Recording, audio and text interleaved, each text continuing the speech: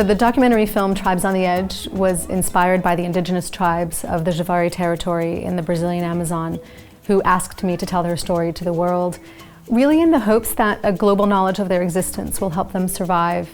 They asked me for help and I said yes, and that's what I'm doing. I'm fulfilling that promise, and it's been a tremendous honor. The tribes of the Javari live in the Brazilian Amazon.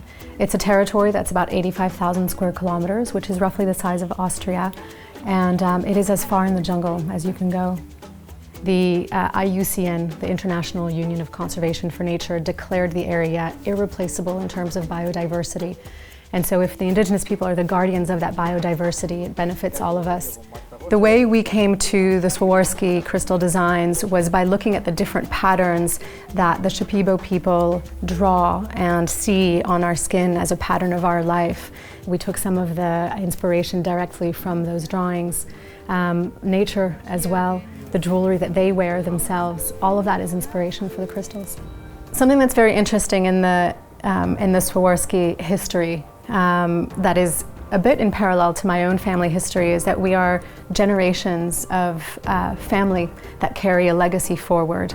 And I think there's something very powerful in that, passing from one generation to the other. So the relationship goes much deeper and further back in history than just the collections of jewelry that we're creating. With Celine Cousteau, it was even beyond what we did so far. It's a very, very fundamental collaboration because it's about basic natural forms. This very direct inspiration from nature is something which we never did in that form, so it's very, very exciting for us. But the fact that you have such an amazing team of people, from the engineers and the technical side of things, the creative side, and then pushing boundaries. And it was never a question of saying no, it was a question of saying how.